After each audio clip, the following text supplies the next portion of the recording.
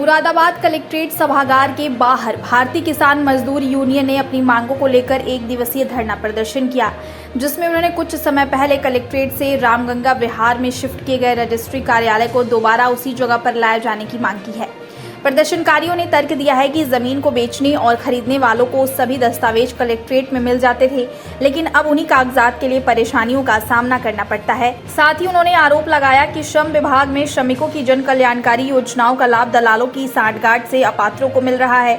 पात्रों का हक मारकर रिश्वतखोरी, कमीशनखोरी के बल पर अपात्रों को दिया जा रहा है। उन्होंने श्रम विभाग द्वारा पात्रों को सरकारी योजनाओं का लाभ देने पर निष्पक्ष जांच की मांग की है। साथ ही उनका कहना है कि पिछले दिनों बेमौसम हुई बरसात से जो किसानों की फसल बर्बाद हुई है, उसका मुआवजा दिलाया जाए। उन्होंने चेतावनी देते हुए कहा कि अगर उनकी मांगें पूरी नहीं हुई तो वह अनिश्चितकालीन धरना प्रदर्शन करेंगे, जिसकी जिम्मेदारी जिला प्रशासन और सरकार की होगी। मैं ओमवीर सिंह, राष्ट्रीय अध्यक्ष भारतीय किसान मजदूर यूनियन।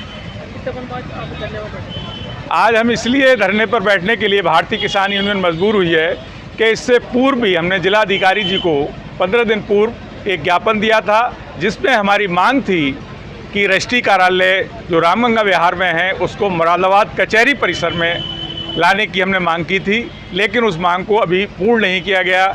इसलिए मजबूर होकर के भारतीय किसान मजदूर यूनियन आज धरने पर बैठी हुई है। और क्या मांग है? दूसरी मांग हमारी यह है, क्योंकि हमारी किसान और मजदूरों की यूनियन है, मजदूर जो श्रम विभाग है यहाँ पर, जो पीके सिंह हैं, जो डीएलसी हैं, महाभ्रष्ट हैं। इन्होंने इतना भ्रष्टाचार फैला रखा है दफ्तर के अंदर कि पूरे विभाग के कर्मचारी से लेके इंस्पेक्टर से लेके डीएलसी तक 25% विभाग लेता है, 25% दलाल लेते हैं। दलाल लोगों को पाल रखा है विभाग के अंदर।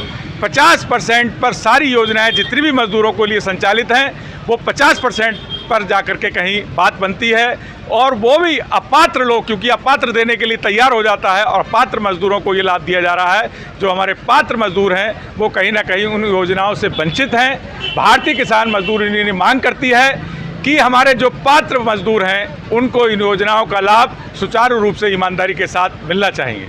यदि हमारी मांगें एक लोकतांत्रिक व्यवस्था के अंदर, आज भी हम धरने पर बैठे हैं इसके खिलाफ, और यदि आगे भी अगर हमारी मांग पर कहीं ना कोई विचार नहीं किया जाता है या इन समस्याओं का निदान नहीं किया जाता है तो कहीं ना कहीं मजबूर होकर के हमें अनशन भी करना पड़ सकता है। भारतीय किसान मजदूर यूनियन अनशन करेगी 15 दिन बाद यदि पूर्ण। और तीसरी मांग हमारी यह है कि जो हमारे वर्षा अत्यधिक होने के कारण किसानों की फसल को बहुत बड़ा नुकसान पहुंचा है।